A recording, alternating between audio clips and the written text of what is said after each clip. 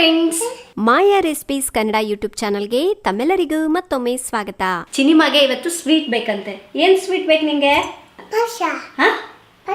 ಪಾಯಸ ಬೇಕಂತೆ. ಸೊ ಚಿನಿಮಾಗೋಸ್ಕರ ಇವತ್ತು ಪಾಯಸ ಮಾಡೋಣ ಅಂದ್ಕೊಂಡಿದ್ದೀನಿ. ಪಾಪ ಎಷ್ಟೋ ದಿವಸಕ್ಕೆ ಸ್ವೀಟ್ ಕೇಳಿದಾಳೆ ನನ್ನ ಮಗಳು. ಅದಕ್ಕಾಗಿ ಏನಾದರೂ ಡಿಫ್ರೆಂಟಾಗಿ ಮಾಡಿಕೊಡ್ತೀನಿ. ಸರಿನಾ? ಇಬ್ಬರು ಸೇರಿ ಮಾಡೋಣ. Okay okay. ನಾನಿವತ್ತು ತೊಗರಿಬೇಳೆ ಪಾಯಸನ ಮಾಡಬೇಕು ಅಂದ್ಕೊಂಡಿದ್ದೀನಿ. ಆರ್ಟಿಫಿಷಿಯಲಿ ಪಾಲಿಷ್ಡ್ ಆಗದೆ ಇರ್ತಕ್ಕಂತಹ ತೊಗರಿಬೇಳೆಯನ್ನು ತರಿಸ್ಕೊಂಡಿದ್ದೀನಿ. ಇದು ಬಂದುಬಿಟ್ಟು ಟಾಟಾ ಸಂಪನ್ನ ಅವರ ಅನ್ಪಾಲಿಷ್ಡ್ ತೊಗರಿಬೇಳೆ. ಇದರ ಸೈಜ್ ಕೂಡ ಪರ್ಫೆಕ್ಟ್ ಆಗಿರುತ್ತೆ. ಸೊ ಬನ್ನಿ, ತಡ ಮಾಡದೆ ಈ ರೆಸಿಪಿನ ಸ್ಟಾರ್ಟ್ ಮಾಡೋಣ.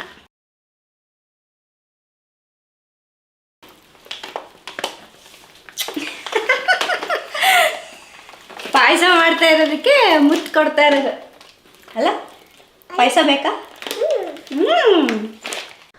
ನಾನಿಲ್ಲಿ 1 ಕಪ್ನಷ್ಟು ತೊಗರಿಬೇಳೆನ ತಗೊಳ್ತಾ ಇದ್ದೀನಿ. ನೀವು ಗ್ಲಾಸ್ ಅಳತೆಯಲ್ಲಿ ಬೇಕಾದರೂ ತಗೋಬಹುದು. ಸ್ವಲ್ಪ ಜಾಸ್ತಿ ಕ್ವಾಂಟಿಟಿ ಮಾಡ್ತಾ ಇದ್ದೀನಿ. ಫಸ್ಟು ತೊಗರಿಬೇಳೆನ ಒಂದು ಬೌಲ್ಗೆ ಹಾಕ್ಕೊಂಡ್ಬಿಟ್ಟು ಇದನ್ನು 1-2 ಸಲ ಚೆನ್ನಾಗಿ ನೀರಿನಲ್ಲಿ ತೊಳಿಬೇಕು. ಅದಾದಮೇಲೆ ತೊಳೆದಿರುವಂತಹ ಬೇಳೆನ ಈ ರೀತಿ ಕುಕ್ಕರ್ಗೆ ಹಾಕ್ಕೋಬೇಕು. ಕುಕ್ಕರ್ನಲ್ಲಿ ಹಾಕೋದ್ರಿಂದ ಬೇಗ ಆಗುತ್ತೆ ಅಂತ ಮಾಡ್ತಾಯಿದ್ದೀನಿ. ಒಂದು ವೇಳೆ ನಿಮಗೆ ಟೈಮ್ ಇತ್ತು ಅಂದರೆ ನೀವು ಪಾತ್ರೆಯಲ್ಲಿ ಬೇಕಾದರೂ ಮಾಡ್ಬೋದು. ಸೊ 1 ಕಪ್ನಷ್ಟು ತೊಗರಿಬೇಳೆಗೆ ನಾನಿಲ್ಲಿ ಸುಮಾರಾಗಿ 3 ಕಪ್ನಷ್ಟು ನೀರನ್ನ ಹಾಕಿದ್ದೀನಿ. ಈಗ ಕುಕ್ಕರ್ ಲಿಡ್ನ ಕ್ಲೋಸ್ ಮಾಡಿಬಿಟ್ಟು ಮೀಡಿಯಮ್ ಟು ಲೋ ಫ್ಲೇಮ್ನಲ್ಲಿ 3 ವಿಷಲ್ ಕೂಗಿಸ್ಕೋಬೇಕು. ಒಂದು 3 ವಿಷಲ್ ಕೂಗಿಸ್ಕೊಂಡಾದ್ಮೇಲೆ ಸ್ಟವ್ನ ಆಫ್ ಮಾಡ್ಕೊಂಬಿಡಿ. ಕುಕ್ಕರ್ ಪ್ರೆಷರ್ ಎಲ್ಲ ಹೋದ್ಮೇಲೆ ಈಗ ಮುಚ್ಚಳನ ತೆಗೀರಿ. ನೋಡಿ, ಬೇಳೆ ಎಲ್ಲ ಚೆನ್ನಾಗಿ ಮೆತ್ತಗೆ ಬೆಂದಿದೆ. ಇಷ್ಟು ಬೆಂದರೆ ಸಾಕು. ಈಗ ಇದೇ ಸೌಟಿಂದ ಜಸ್ಟ್ ಈ ರೀತಿ ಪ್ರೆಸ್ ಮಾಡಬೇಕು. ತುಂಬ ಕಾಳಾಗೂ ಇರಬಾರ್ದು. ಅದಕ್ಕಾಗಿ ಜಸ್ಟ್ 1 ನಿಮಿಷ ಈ ಥರ ಸ್ಪೂನಿಂದ ಪ್ರೆಸ್ ಮಾಡಿಬಿಟ್ರೆ ಅದೆಲ್ಲ ಸ್ವಲ್ಪ ಮೆತ್ತಗಾಗತ್ತೆ. ಈಗ ಒಂದು ಕಡಾಯಿಗೆ 1 ಕಪ್ನಷ್ಟು ನಾನು ಬೆಲ್ಲ ತೊಗೊಂಡಿದ್ದೀನಿ. ನಿಮಗೆ ಸಿಹಿ ಜಾಸ್ತಿ ಬೇಕು ಅಂದರೆ 1.5 ಕಪ್ವರೆಗೂ ಯೂಸ್ ಮಾಡ್ಬೋದು. ಆಮೇಲೆ ಇದಕ್ಕೆ 2-3 ಟೇಬಲ್ ಸ್ಪೂನಷ್ಟು ನೀರನ್ನ ಹಾಕಿಬಿಟ್ಟು ಬೆಲ್ಲನ ಕರಗಿಸ್ಕೋಬೇಕು. ಮತ್ತಿದನ್ನು ಪಾಕ ಮಾಡ್ಕೋಬಾರ್ದು. ಜಸ್ಟ್ ಬೆಲ್ಲ ಕರಗಬೇಕು. ಕರಗಾದ್ಮೇಲೆ ಇದನ್ನು ಸೋಸ್ಬಿಟ್ಟು ಪಕ್ಕಕ್ಕೆ ಎತ್ತಿಡಬೇಕು. ಯಾಕೆಂದರೆ ಇದರಲ್ಲಿ ಕಸ ಕಡ್ಡಿ ಅದೆಲ್ಲ ಇರುತ್ತಲ್ವ. ಅದಕ್ಕಾಗಿ ಫಸ್ಟ್ ಬೆಲ್ಲನ ಕರಗಿಸ್ಬಿಟ್ಟು ಅದು ಸ್ವಲ್ಪ ತಣ್ಣಗಾದ್ಮೇಲೆ ಸೋಸಿ ಎತ್ತಿಟ್ಕೋಬೇಕು. ನೋಡಿ, ಈಗ ಬೆಲ್ಲ ಕರಗಿದೆ. ಸ್ಟವ್ನ ಆಫ್ ಮಾಡಿಬಿಟ್ಟು ತಣ್ಣಗಾದ್ಮೇಲೆ ಸೋಸಿ ಎತ್ತಿಟ್ಕೊಳ್ಳೋಣ.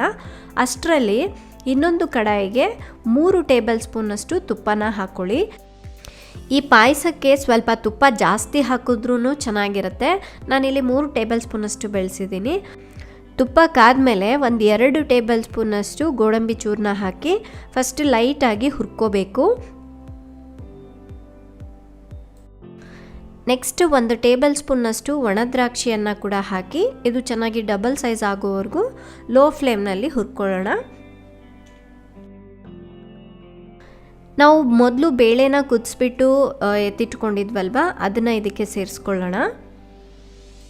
ಇನ್ನು ಈ ಪಾಯಸ ಬಂದುಬಿಟ್ಟು ತುಂಬ ಗಟ್ಟಿಯಾಗಿದ್ರೂ ಚೆನ್ನಾಗಿರೋದಿಲ್ಲ.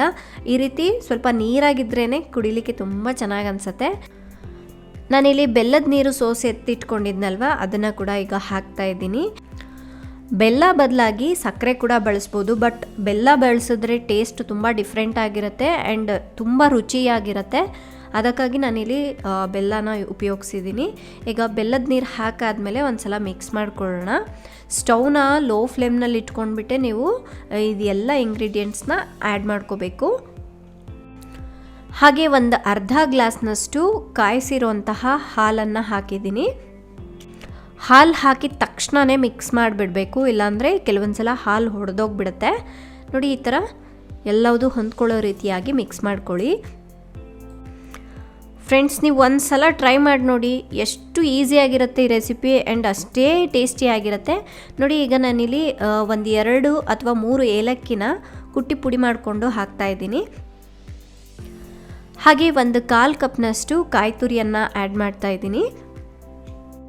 ಕಾಯಿ ತುರಿ ಹಾಕಾದ್ಮೇಲೆ ಒಂದು ಸಲ ಮಿಕ್ಸ್ ಮಾಡಿಬಿಟ್ಟು ಜಸ್ಟ್ 1-2 ನಿಮಿಷ ಕುದಿಸ್ಕೋಬೇಕಷ್ಟೇ.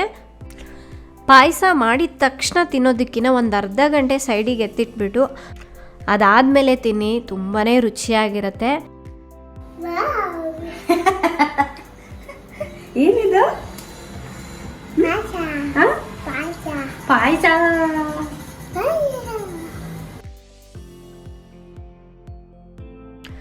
ನಾನೀಗ ಒಂದೆರಡು ನಿಮಿಷ ಕುದಿಸ್ಕೊಂಡ್ಬಿಟ್ಟು ಸ್ಟವ್ನ ಆಫ್ ಮಾಡ್ತಾಯಿದ್ದೀನಿ. ಒಂದು ಅರ್ಧ ಗಂಟೆ ಬಿಟ್ಬಿಟ್ಟು ಈಗ ಸರ್ವ್ ಮಾಡ್ತಾಯಿದ್ದೀನಿ. ಮನೆಗೆ ಯಾರಾದರೂ ಗೆಸ್ಟ್ ಬಂದಾಗ ಅಥವಾ ಮಕ್ಕಳು ಏನಾದರೂ ಸ್ವೀಟ್ ಕೇಳಿದಾಗ ಸೊ ಈ ಪಾಯಸ ಮಾಡಿಕೊಡಿ. ಆರೋಗ್ಯಕ್ಕೂ ಒಳ್ಳೆಯದು, ಹಾಗೆ ಕ್ವಿಕ್ಕಾಗಿ ಈಸಿಯಾಗಿ ಮಾಡ್ಕೋಬೋದು. ಫ್ರೆಂಡ್ಸ್, ಫೈನಲಿ ಪಾಯಸ ಅಂತೂ ಸೂಪರಾಗಿ ಬಂದಿದೆ. ನೀವು ನೋಡ್ತಾ ಇದ್ದೀರಲ್ವ, ಚಿನ್ನಿ ಮತ್ತು ಎಂತ ಇದ್ದಾರೆ ಟೇಸ್ಟ್ ಮಾಡ್ತಾ ಇದ್ದಾಳೆ.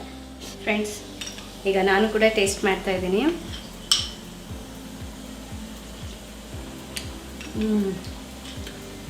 ಹೆಸರು ಬೇಳೆಯಿಂದ ಮಾಡಿರೋ ಪಾಯಸ ಅಂತ ಹೇಳಿ ಗೊತ್ತೂ ಆಗೋದಿಲ್ಲ, ಸ್ವಲ್ಪ ಡಿಫ್ರೆಂಟ್ ಆಗಿರುತ್ತೆ.